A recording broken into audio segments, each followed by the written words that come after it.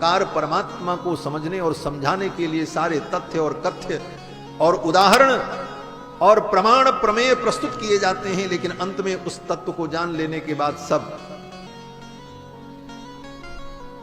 पीछे छूट जाता है। तो भगवान के समान तो भगवान ही है, दूसरा कोई हो नहीं सकता। भगवान ने कहा अब अपने समान ढूंढने हम कहां जाएं, हम ही आपके पुत्र बन करके आए। आप उस रिस खोजों कह जाई, नृपतो तने होब में आई। और उसी समय भगवान ने यह भी कह दिया हम तो आपके बेटा बन करके आ जाएंगे, हम ही बेटा बन जाएंगे। लेकिन अब मेरी भी एक बात है। बोले क्या बात है? भगवान ने कहा मेरी एक शर्त है कि हम आपके बेटा तो बनेंगे, लेकिन शर्त यह है कि जब आप अयोध्या के राजा बनोगे तब हम आपके बेटा बनेंगे।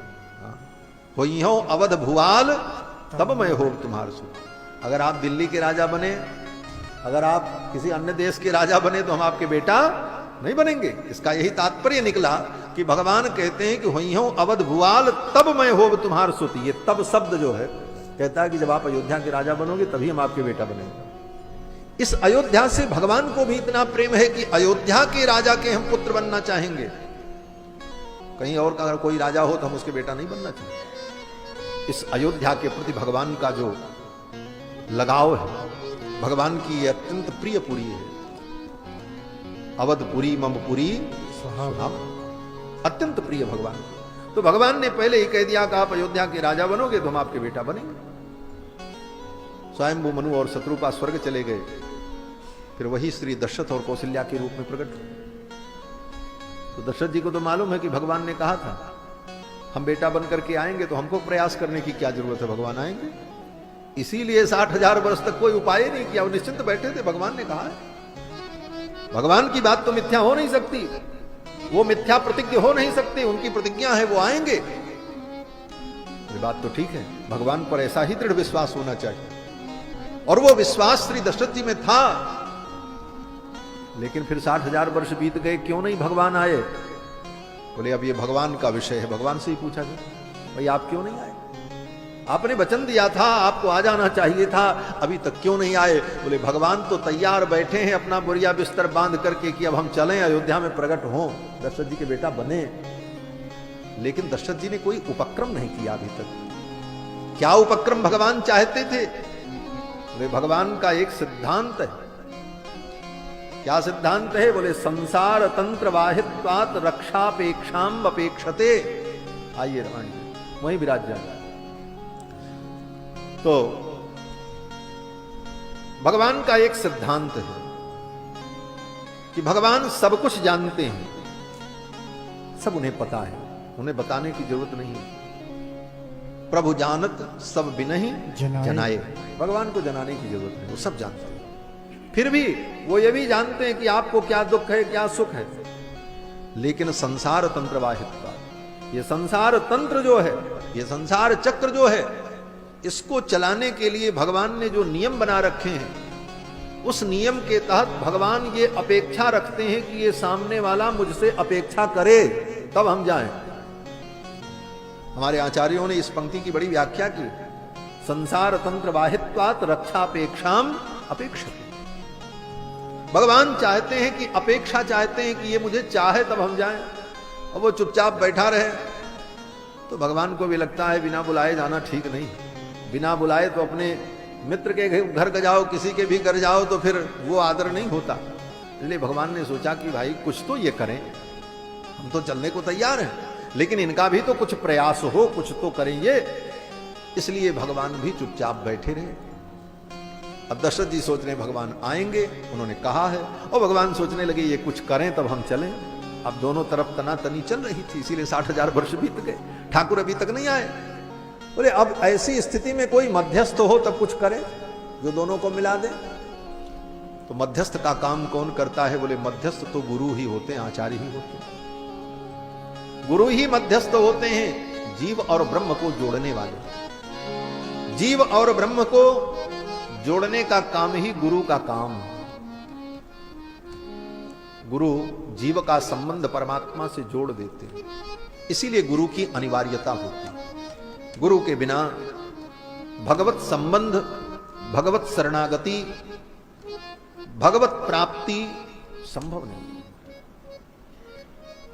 कहते हैं कि गुरुपदेश मार्गेण सिद्धिर भवति नान्यथा। गुरु के उपदेश के मार्ग से ही जीव को सिद्धि की प्राप्ति होती है, अन्यथा नहीं होती। और श्री वेदांत देशिक स्वामी जी महाराज तो कहते हैं कि दत्ते रंगी निजमपि पदम देशिका देशकांक्षी। दत्ते रंगी निजमपि पदम, रंगी माने भगवान, बार बार बर मांगहूं हर्ष देव श्री रंग, ये भगवान का नाम है रंग, और उन्हीं का एक नाम रंगी, और उन्हीं रंग का जो महल है उसी का नाम रंग महल। रंग महल का मतलब वहां होली खेली जाए इसलिए रंग महल तो है ही है, लेकिन रंग का मतलब भगवान श्री राम रंग। तो दत्ते रंगी निजमपि पदम, भगवान रंगी अपने पद को किसको देते हैं, अपनी प्राप्ति किसको कराते हैं, अपना वैकुंठ किसको। गुरु का जब तक आदेश न हो, उस जीव के गुरु की अनुमति न हो, तब तक भगवान अपने वैकुंठ में जीव को प्रवेश नहीं दे सकते। गुरु की इतनी महिमा, इसीलिए कहा गुरु गोविंद दो खड़े काके लागू पाए, बलिहारी गुरु आपने जिन गोविंद दियो बताए। तो गुरु की ऐसी महिमा, तो गुरु ही जीव और परमात्मा को जोड़ने वाले हैं। ये काम श्री वशिष्ठ जी ने किया। और एक दिन मां वशिष्ठ जी की पत्नी श्री अरुंधति ने गुरुदेव वशिष्ठ से कहा, महाराज आप इतने बड़े ज्ञानी हैं, ब्रह्मपुत्र हैं, सर्वज्ञ कल्प हैं। सर्वज्ञ कल्प क्या कहा जाए, सर्वज्ञ ही। और आप जैसे आचार्य को पाकर के, गुरु को पाकर के, राजा दशरथ को पुत्र सुख की प्राप्ति अभी तक नहीं हुई। क्या दशरथ जी की सेवा में कोई कमी है या आपकी कृपा में कोई कमी है? अरुंधति जी ने कहा कि आपकी कृपा में कमी है कि दशरथ जी की सेवा में कमी है? तो वशिष्ठ जी ने कहा, न मेरी कृपा में कमी है, न दशरथ जी की सेवा में कमी है। बोले तो फिर क्या कमी है? वशिष्ठ जी ने कहा कि दशरथ जी ने कभी कहा ही नहीं, कोई उन्होंने अपेक्षा नहीं की, कभी चर्चा ही नहीं की। उन्हें भी तो इच्छा व्यक्त करनी चाहिए, मैं तो तैयार हूं। उनके मन में लालसा तो उत्पन्न हो, उनके मन में इच्छा तो उत्पन्न हो, तो हम प्रयास करने को तो तैयार। अंत में मां अरुंधति ने ऐसी लीला की कि मां अरुंधति अपने पुत्र को लेकर के पहुंची श्री दशरथ जी महाराज के यहां महल में। जय श्री विराजो महाराज। तो इधर विराज जाए रामायणी जी के पास। तो श्री मां अरुंधति अपने पुत्र को लेकर के पहुंची और अचानक उनका पुत्र रोने लगा। तो दशरथ जी ने पूछा, मां ये बालक क्यों रो रहा है? तो मां अरुंधति ने कहा, ये आपको देख करके रो रहा है। हमें देख करके रो रहा है? अरुंधति जी ने कहा, हाँ। बोले क्यों रो रहा? बोले ये रो करके पूछना चाहता है कि आप तो मेरे पिताजी के जजमान हो, और जब मैं बड़ा होऊंगा तो मेरा जजमान कौन होगा, क्योंकि आपकी तो कोई संतान ही नहीं, ये वंश कैसे चलेगा? भाई आपकी परंपरा चलेगी तो हमारी भी परंपरा चलेगी। गुरु का बेटा फिर अगले पीढ़ी का गुरु बनता है। तो मेरे पिताजी के शिष्य तो आप हो, मेरा शिष्य कौन बनेगा, मेरा जजमान कौन होगा? मुझे तो आगे सब कुछ शून्य दिखाई पड़ता। यह सुन करके दशरथ जी महाराज को मन में बड़ा उद्वेग हुआ कि मेरे पुत्र नहीं है, मेरे न रहने के बाद मेरी वंश परंपरा, मेरा कुल, मेरे कुल देवता का आराधन कौन करेगा, मेरे पितरों का तर्पण कौन करेगा, पूजन कौन करेगा? ये सब सोच करके श्री दशरथ जी महाराज को बड़ी चिंता हुई। एक बार भूपति मनमाही भई गलानी मोरे सुत नाय। महर्षि वाल्मीकि कहते हैं कि सुतार्थम तप्यमानस्य नासीद वंशकर सुतः। दशरथ जी को इस बात का दुख नहीं हुआ कि मेरे बेटा नहीं है। महर्षि वाल्मीकि कहते हैं वंशकर सुतः, इस वंश की वृद्धि आगे नहीं होगी, इस बात की चिंता होगी। इस वंश को बढ़ाने वाला कोई नहीं, और वंश रहेगा तभी वंश के कुल देवता और पितरों का आराधन समर्चन भी चलता रहेगा। सुतार्थम तप्यमानस्य नासीद वंशकर सुतः चिंतयानस्य तस्यैवं बुद्धिरासीन महात्मनः। इस विषय की चिंता दशरथ जी कर रहे थे, उसी समय उनके बुद्धि में एक विचार उत्पन्न हुआ दशरथ जी की बुद्धि। अब यहां थोड़ा अंतर है। मानस जी के अनुसार तो दशरथ जी महाराज सीधे गुरु जी के पास चले गए और जाकर के कहा, गुरुदेव मुझे बड़ी चिंता, मुझे संतान नहीं है। अपना दुख सुख सुनाया तो गुरु जी ने कहा, आप यज्ञ करो, आपको संतान की प्राप्ति हो। और वाल्मीकि जी के अनुसार बोले, श्री दशरथ जी महाराज के मन में यह स्वतः प्रेरणा हुई। महर्षि वाल्मीकि कहते हैं कि चिंतयानस्य तस्यैवं बुद्धिरासीन महात्मनः। दशरथ जी महाराज की बुद्धि में यह प्रेरणा उत्पन्न हुई कि क्यों न मैं पुत्र प्राप्ति के लिए अश्वमेध यज्ञ करूं। सुतार्थम बाजिमेधेन किमर्थम न यजाम्यहम्। क्यों न मैं पुत्र की प्राप्ति के लिए बाजिमेध यज्ञ, अश्वमेध यज्ञ करूं। यह बुद्धि में भगवान ने ही प्रेरणा की। देखो, भगवान जब कृपा करना चाहते हैं तो भगवान कृपा करने के लिए प्रत्यक्ष प्रकट होकर के कुछ नहीं करते, और भगवान किसी को दंड देना चाहते हैं तो प्रत्यक्ष प्रकट होकर के भी दंड नहीं देते। बोले तब, बोले भगवान इसी को प्रेरित करते हैं, बुद्धि को। अगर कल्याण करना चाहते हैं तो भगवान कहते हैं, ददामि बुद्धि योगम तम येन माम उपयान्ति ते। मैं उसको ऐसी बुद्धि दे देता हूं कि वो अपने आप रास्ते में लग करके वो मुझे प्राप्त कर लेता है। ददामि बुद्धि योगम तम। और भगवान जिसका विनाश करना चाहते हैं, दंड देना चाहते हैं, उसकी बुद्धि में ऐसी प्रेरणा कर देते हैं कि वो स्वयं अपने विनाश का काम कर डालता है। जाको प्रभु दारुण दुख दीना ताकि मति आगे लीना। जिसको भगवान दुख देना चाहते हैं उसकी मति पहले ही हरण कर लेते हैं। तो ददामि बुद्धि योगम तम। और जिसका कल्याण करना चाहते हैं भगवान उसको बुद्धि योग दे देते हैं, और उस बुद्धि योग को प्राप्त करके वो कार्य में प्रवृत्त हो जाता है और उसे सिद्धि की प्राप्ति हो जाती है। दशरथ जी महाराज की भी बुद्धि में यही प्रेरणा हुई। चिंतयानस्य तस्यैव बुद्धिरासीन महात्मनः सुतार्थम बाजिमेधेन किमर्थम न यजाम्यहम्। क्यों न मैं पुत्र प्राप्ति के लिए अश्वमेध यज्ञ करूं। अब पुत्र की प्राप्ति के लिए तो पुत्र कामेष्टि यज्ञ का वर्णन है सर्वत्र श्रुति में।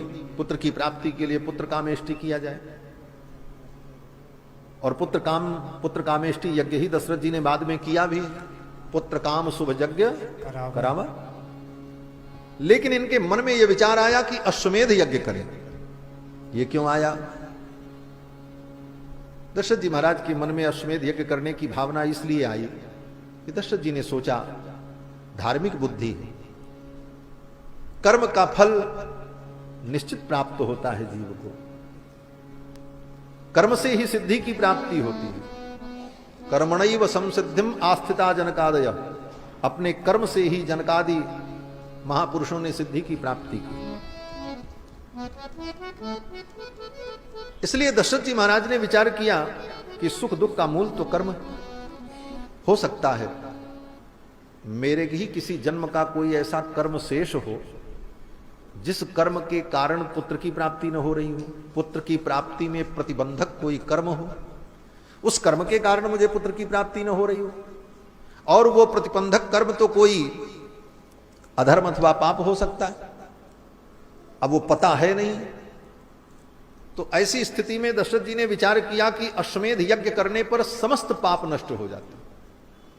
अश्वमेध यज्ञ व्यक्ति अगर कर ले क्षत्रिय, तो उसके जन्म जन्मांतर के जितने पाप होते हैं अश्वमेध यज्ञ के द्वारा समाप्त हो जाते हैं।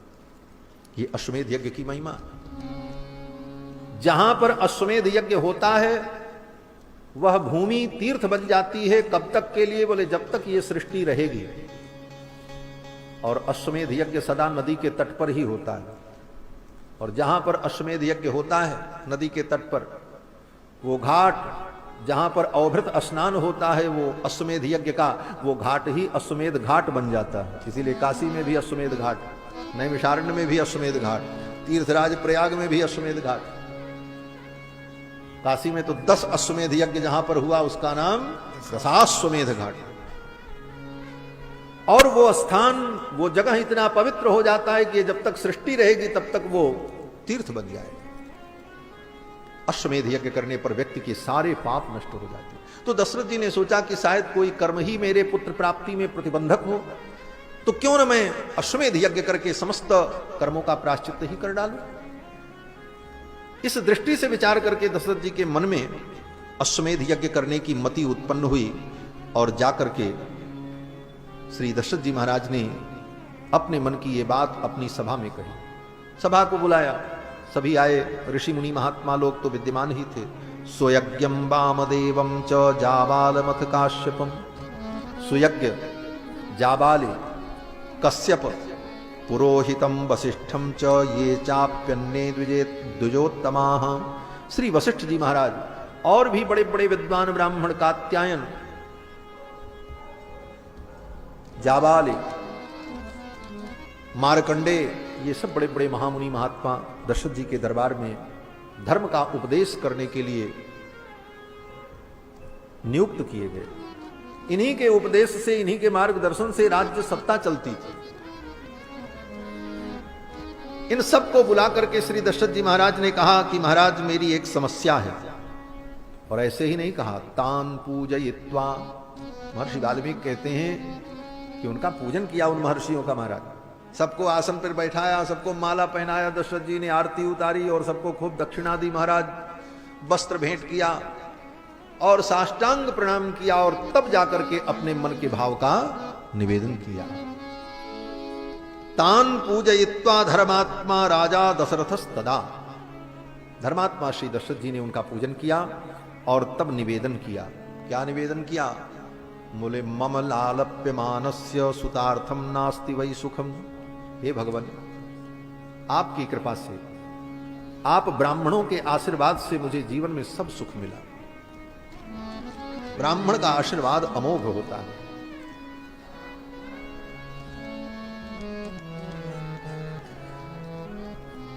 राजा बलि के पिता विरोचन बड़े भारी ब्राह्मण भक्त थे महाराज। थे तो असुर पुत्र, प्रहलाद जी के पुत्र विरोचन हैं, भक्त के पुत्र हैं, और प्रहलाद जी हिरण्यकश्यपु के, खानदान तो असुरों का है, लेकिन प्रहलाद जैसे भक्त और प्रहलाद जी के पुत्र विरोचन। विरोचन जी महाराज बहुत बड़े ब्राह्मण भक्त। अगर ब्राह्मण कह दे महाराज कि अपना सर काट करके दे दो, तो अपना सर काट करके। ब्राह्मणों की बात वो कभी टालते नहीं, इतना समादर भाव। इसलिए ब्राह्मण लोग सदा अपने जप तप पूजन अनुष्ठान से उनको शक्ति प्रदान करते थे। इसका परिणाम कि विरोचन इतने शक्तिशाली हो गए कि सारे देवता उनसे पराजित हो गए। अंत में देवताओं ने हार करके निर्णय किया अब इसको कैसे पराजित करें। इतना बड़ा ब्राह्मण भक्त है ये कि ब्राह्मणों के आशीर्वाद से ये अजेय हो गया, अब इसको कैसे जीता सकता है। बोले अब ब्राह्मण बन करके चलो और इससे इसके मौत की भिक्षा मांगो। और सभी देवताओं ने ब्राह्मण का वेश धारण करके आकर के आशीर्वाद दिया विरोचन को। विरोचन ने देखा ये तो ब्राह्मण है, पूजन किया, आतिथ्य किया और कहा महाराज आज्ञा करो, हम आपकी क्या सेवा करें। ब्राह्मण के वेश में आए हुए उन देवताओं ने कहा कि हम आपसे कुछ भिक्षा लेने आए हैं। विरोचन जान गए कि ये नकली ब्राह्मण है, असली नहीं, ये सब देवता हैं, ब्राह्मण बन करके आए। लेकिन ब्राह्मण का वेश धारण किया है, ब्राह्मण का शरीर इन्होंने धारण किया, इसलिए मेरे लिए पूज्य। और उन्होंने निर्णय किया कि आप जो मांगोगे हम देंगे।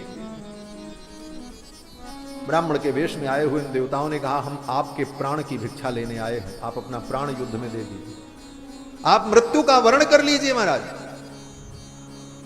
ऐसी ब्राह्मण भक्ति, उन्होंने साष्टांग प्रणाम किया, बोले ठीक है आप ब्राह्मणों की इच्छा हम पूर्ण करेंगे और हम मृत्यु का वर्ण कर लेते हैं। ये निष्ठा थी महाराज। तब जाकर के विरोचन को पराजित कर पाए। और उनके पुत्र महाराज बलि, वो अपने बाप से भी ज्यादा ब्राह्मण भक्त महाराज, इतने बड़े ब्राह्मण भक्त कि ब्राह्मणों के आशीर्वाद से इतने अजेय हो गए, स्वर्ग को जीत लिया, सब कुछ कर लिया। देवता भी उनके सामने हार गए, कोई बुद्धि काम नहीं करती। तो अंत में देवताओं ने भगवान से कहा आप कोई उपाय करो। भगवान ने कहा नारायण ने कि राजा बलि के सामने हम भी युद्ध करने जाएं तो हार जाएंगे। देवताओं ने कहा आप हार जाओगे? भगवान ने कहा हाँ हम हार जाएंगे। देवताओं ने कहा आप तो अजेय हो, आपको कोई जीत नहीं सकता। तो भगवान ने कहा मुझे कोई जीत नहीं सकता, लेकिन राजा बलि के ऊपर ब्राह्मणों का इतना आशीर्वाद है, इतनी कृपा है कि मैं उसे पराजित नहीं कर सकता। तो ब्राह्मण भक्त। देवताओं ने कहा महाराज तो हम कहां जाएं, हम तो आपके शरणागत हैं, मेरे लिए भी तो कुछ करो, मेरा राज्य मुझे कैसे मिलेगा। तो भगवान नारायण ने कहा ठीक है, अगर मेरे शरणागत हो तो मैं तुम्हारे लिए कार्य करूंगा। यही कर सकता हूं कि मैं स्वयं ब्राह्मण बन करके और राजा बलि के द्वार पर जाकर के भीख मांग करके वो राज्य मैं तुम्हें दे दूंगा, लेकिन मैं राजा बलि को जीत नहीं सकता। इसीलिए भगवान को बामन बन करके आना पड़ा, और आकर के बामन भगवान ने राजा बलि से तीनों लोक की भिक्षा ले ली 3 पक्के क्रम में, और लेकर के देवताओं को दे दिया। श्री दशरथ जी महाराज भी परम ब्राह्मण भक्त है। साष्टांग प्रणाम किया, तान पूजयित्वा धर्मात्मा राजा दशरथस्तदा, और प्रार्थना की मम लालप्यमानस्य सुतार्थम नास्ति वै सुखम। हे भगवान, आपकी कृपा से मेरी समस्त कामनाएं पूर्ण हुई, लेकिन मुझे पुत्र सुख, मम लालप्यमानस्य सुतार्थम नास्ति वै सुखम। और हम चाहते हैं, हमारे मन में यह प्रेरणा हुई है कि क्यों न पुत्र की प्राप्ति के लिए हम अश्वमेध यज्ञ करें। इस प्रकार महाराज ने, तो वशिष्ठ जी ने अनुमोदन किया, जितने ऋषि मुनि थे सब ने कहा हाँ बहुत अच्छी बात है, होना ही चाहिए। दशरथ जी ने कहा अब आपके निर्देश में सारा कार्य हो, आप जैसे कहें उस प्रकार किया जाए। और फिर निर्णय हुआ, सरयू जी के उत्तर तट पर यज्ञ भूमि का निर्माण हो, और वहीं पर अश्वमेध यज्ञ हो। सरज्वाश्चोत्तरे तीरे यज्ञ भूमिर्विधीयताम। सरजू जी के उत्तर तट पर यज्ञ भूमि का निर्माण हो, और वहीं पर यज्ञ हो, आपकी सारी कामनाएं पूर्ण होंगी। श्री दशरथ जी महाराज ने उसी प्रश्न में किसी भी प्रकार की कोई कमी न रहने, ध्यान आपको देना होगा। आप जैसा आदेश करेंगे वैसी व्यवस्था की जाएगी, किसी वस्तु का कोई अभाव नहीं है, और किसी भी प्रकार की कोई कमी हो गई तो यज्ञ अपूर्ण रह जाएगा, और यज्ञ में कमी हो जाती है तो उस यज्ञ के फल को राक्षस लोग नष्ट कर देते हैं। दशरथ जी कहते हैं कि छिद्रम ही मृगयन्ते स्म विद्वांसो ब्रह्म राक्षसाः। दशरथ जी कहते हैं ये ब्रह्म राक्षस बड़े विद्वान होते हैं। विद्वांसो ब्रह्म राक्षसाः, ये क्या करते हैं, बोले छिद्रम ही मृगयन्ते स्म, ये केवल कमी ढूंढते रहते हैं। और इस पंक्ति का एक और व्यावहारिक अर्थ भी है कि बहुत पढ़ लिख लेने के बाद भी अगर वो केवल दूसरों की कमी ही देखता रहा तो वो पढ़ने के बाद भी ब्रह्म राक्षस ही है। विद्वांसो ब्रह्म राक्षसा, विद्वान होकर के तुम ब्रह्म राक्षस बन गए। क्यों, बोले छिद्रम ही मृगयन्ते, तुम केवल छिद्र ढूंढते रहे, कमियां ढूंढते रहे लोगों। कुछ लोगों का यही काम होता, केवल दूसरों की कमी ढूंढते रहना, क्या कमी है। वास्तव में उस कमी का वर्णन करके वो अपने मन को संतोष देते हैं कि ये तो इनके अंदर कमी है, हमारे अंदर नहीं, हम इनसे अच्छे हैं। बस मात्र आत्मतोष के लिए परदोष दर्शन, ये बुद्धि का विकार है। परदोष दर्शन करके आत्मतोष प्राप्त करना, ये बुद्धि का महान विकार है, जो बड़े बड़े विद्वान को भी पतन के मार्ग पर ले जाता है।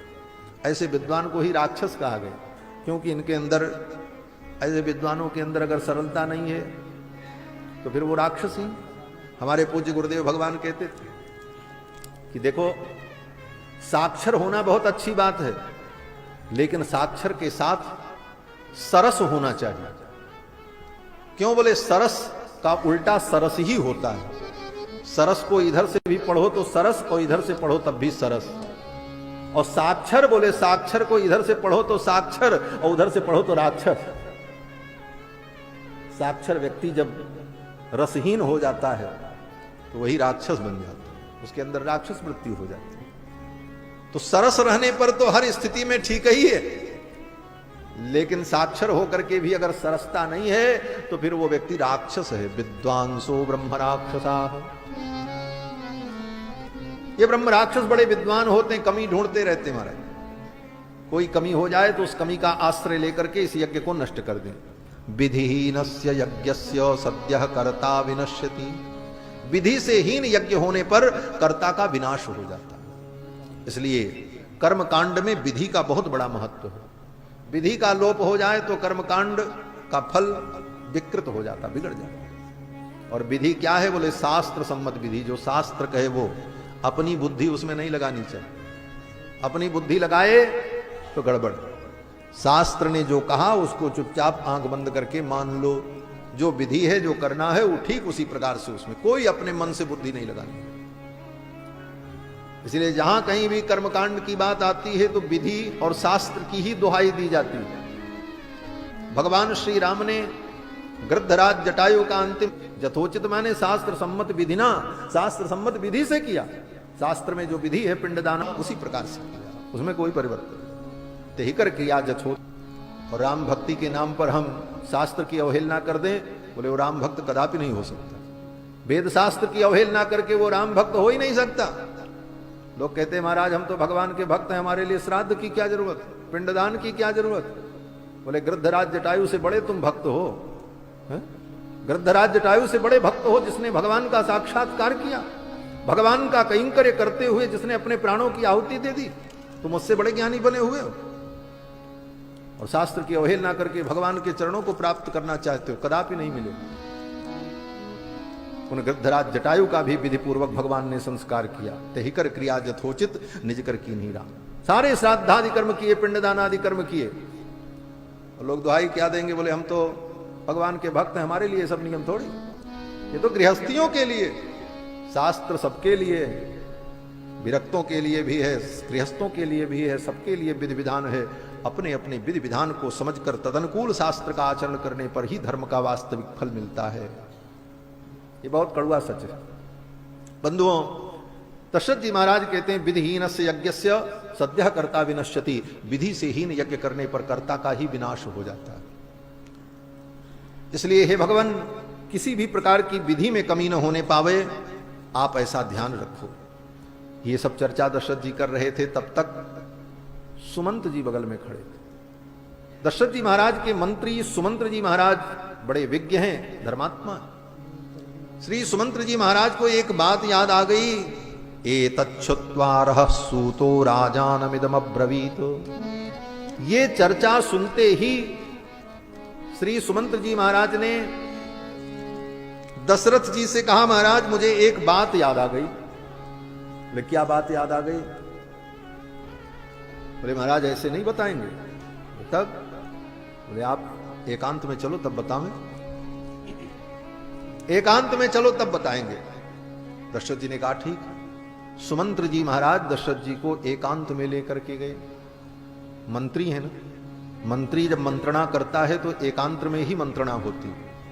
एकांत में ले जाकर के कहते हैं एतत् छुत्वा रह सूतम। रह माने एकांत। एकांत में ले जाकर के सुमंत्र जी महाराज ने धीरे से कान में कहा, महाराज आज मुझे एक बात याद आ गई। बोले क्या याद आई? बोले एक बार महर्षियों की सभा लगी थी, उन महर्षियों की सभा में आपकी चर्चा हो रही थी। दशरथ जी महाराज तो ऐसे महापुरुष की, उनकी चर्चा बड़े बड़े ऋषि मुनि महात्मा अपने आश्रम में करते ही थे। सुमंत जी महाराज कहते हैं मैं भी वहां पहुंच गया और वहां आपकी चर्चा हो रही थी और आपके लिए पुत्र की चर्चा हो रही थी। सब ऋषि मुनि यही चर्चा कर रहे थे, दशरथ जी को पुत्र की प्राप्ति कब होगी और कैसे होगी, ये ऋषि लोग विचार कर रहे थे। और उसी समय उस सभा में भगवान सनत कुमार पधारे। सनत कुमारो भगवान, भगवान सनत कुमार आए। पूर्वम कथितवान कथाम, और उन्होंने एक कथा सुनाई। वो कथा आपकी इस घटना से जुड़ी हुई है। दशरथ जी ने कहा क्या कथा सुनाई? सुमंत्र जी ने कहा कि महाराज सनत कुमार भगवान ने कहा कि अभी उन्हें पुत्र की प्राप्ति नहीं होगी, आगे चल करके जब उनकी अवस्था 60,000 वर्ष की होगी तो उनके मन में पुत्र प्राप्ति की इच्छा उत्पन्न होगी और पुत्र की प्राप्ति के लिए वो अश्वमेध यज्ञ करने का संकल्प करेंगे। और जब वो संकल्प करेंगे तो उनका यज्ञ कराने के लिए श्रृंगी महर्षि आएंगे और श्रृंगी महर्षि जब यज्ञ कराएंगे तब उनको पुत्र की प्राप्ति होगी। ये कथा भगवान सनत कुमार ने ऋषियों की सभा में सुनाया था। आज मुझे वो बात याद आ गई। देखो, ये बात बहुत पहले पूर्वम कथितवान कथाम महर्षि वाल्मीकि कहते, ये कथा भगवान सनत कुमार ने बहुत पहले कही थी और दशरथ जी के अंतरंग मंत्री श्री सुमंत्र जी महाराज ने सुनी। लेकिन होता वही है जो भगवान चाहते हैं। भगवान को जब आना होगा तभी आएंगे, नहीं तो सुमंत्र जी महाराज उसी समय आकर के कह देते कि महाराज, ऋषियों ने ऐसी चर्चा की है कि जब आप अश्वमेध यज्ञ करेंगे तो आपको पुत्र की प्राप्ति होगी और श्रृंगी ऋषि कराएंगे, तो आप संकल्प करो, श्रृंगी ऋषि को बुलाया जाए, आज यज्ञ शुरू हो। उसी समय वो काम हो जाता। लेकिन वो बात सुनने के बाद भी उनको विस्मृत हो गई सुमंत्र जी को। इसीलिए कहा कि सब कुछ भगवान के अधीन है, ठाकुर जैसा चाहते हैं वैसा ही होता है। सुमंत्र जी को मालूम था, लेकिन वो बात उनको विस्मृत हो गई। आज जब दशरथ जी ने स्वयं कहा कि यज्ञ करने की इच्छा है, तब सुमंत्र जी को वो बात याद आ गई और सुमंत्र जी ने कहा कि ये चर्चा तो मैंने बहुत पहले सुनी थी, लेकिन आपके मन में यज्ञ करने की इच्छा हुई है और ये यज्ञ श्रृंगी ऋषि कराएंगे, तभी आपकी ये इच्छा पूर्ण होगी। और श्रृंगी ऋषि का पूरा परिचय दिया। श्रृंगी ऋषि को दशरथ जी महाराज भी जानते हैं, लेकिन इसी प्रसंग में श्रृंगी जी की संपूर्ण चर्चा सुनाई कि विभांडक महर्षि के पुत्र श्रृंगी, कश्यप महर्षि के पुत्र विभांडक और विभांडक के पुत्र श्रृंगी महर्षि, इनके पिता चाहते थे कि इनको नैष्ठिक ब्रह्मचारी बनाओ।